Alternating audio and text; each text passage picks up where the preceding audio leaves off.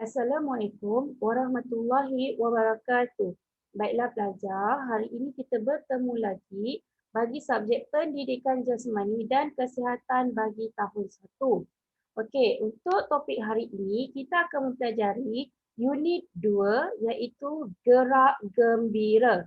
Unit 2, gerak gembira. Okey, dalam topik ini kamu akan mengenali dua bahagian pergerakan. Okey, jadi mari kita lihat apakah dua pergerakan tersebut. Okey, pergerakan. Pergerakan dapat dikelaskan kepada dua bahagian. Yang pertama, pergerakan yang kita panggil pergerakan lokomotor dan pergerakan yang kedua kita panggil pergerakan bukan lokomotor.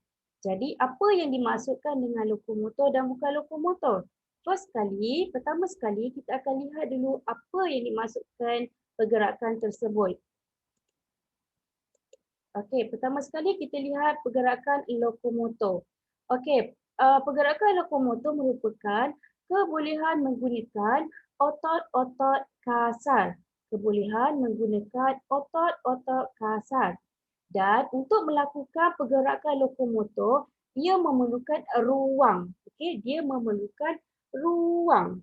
Okey. Selain daripada tu, dia juga dalam pergerakan lokomotor juga ia boleh membuatkan ataupun semasa kita membuat sesuatu pergerakan lokomotor, ia akan membuatkan uh, perubahan dari segi kedudukan badan kita.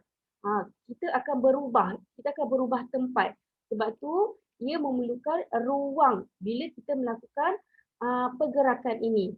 Okey, contoh saya bagi contoh pergerakan lokomotor yang pertama ialah ketika kita berlari dan juga berjalan. Okey. Maksudnya jika kita lihat pada gambar ni, kita memerlukan ruang untuk bergerak dan kita menggerakkan badan kita serta perubahan pada badan kita.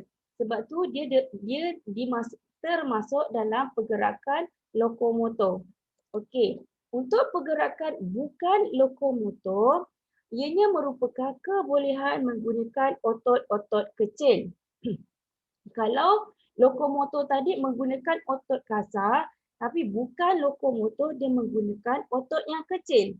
Dan ianya merupakan pergerakan yang tidak memerlukan ruang. Okey, jadi itu perbezaan antara lokomotor dengan bukan lokomotor. Pertama, lokomotor dia memerlukan ruang, pergerakan yang memerlukan ruang dan perubahan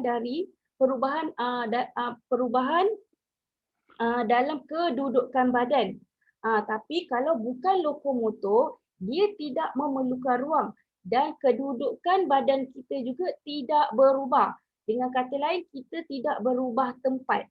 Jika kita melakukan aktiviti bukan lokomotor, badan kita dekat kedudukan kita ada dekat situ je, kita tak berubah. Jadi itu perbezaan antara lokomotor dengan bukan lokomotor. Jadi seterusnya, mari kita lihat. Okey, sebelum tu ini merupakan contoh bukan pergerakan bukan lokomotor. Contohnya bila kita melakukan senaman ringan, okey, ataupun kita menggerakkan pergerakan tangan. Seperti yang dalam gambar ni kamu lihat dia tidak memerlukan pergerakan ataupun pergerakan yang memerlukan ruang. Maksudnya kalau kamu lihat gambar ni dia duduk je, dia berdiri je kat sini, dia melakukan pergerakan di tempat yang sama.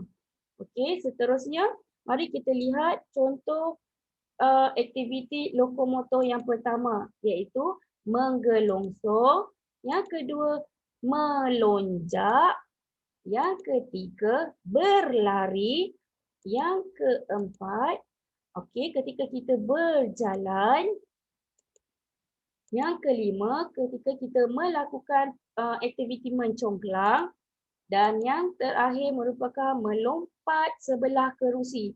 Jika kamu perhatikan setiap gambar ini contohnya seperti berlari. Okey, kamu perlu jika kamu bermain bola, jadi kamu perlu bergerak dari satu tempat ke satu tempat dan kamu memerlukan ruang. Jadi itu yang jadi berlari termasuk dalam pergerakan lokomotor. Okey, seterusnya mari kita lihat contoh bukan lokomotor. Pergerakan bukan lokomotor yang pertama ialah okey, menarik. Okey, menarik. Yang kedua, membungkuk. Yang ketiga, mengilas. Yang keempat, memusing. Yang kelima, menghayul. Dan yang terakhir adalah menolak. Okey, contoh berdasarkan gambar contoh-contoh gambar ni, kamu dapat lihat perbezaan. Macam tadi dia berlari. Jadi dia perlu bergerak dari satu tempat ke satu tempat. Sebab tu kita panggil dia dia memerlukan ruang. Jadi sebab tu kita panggil dia sebagai pergerakan lokomotor. Tapi kalau contoh dia membuat pergerakan menghayun kaki. Jadi pelajar ni hanya perlu berdiri di tempat yang sama dan menghayunkan kakinya di tempat tersebut.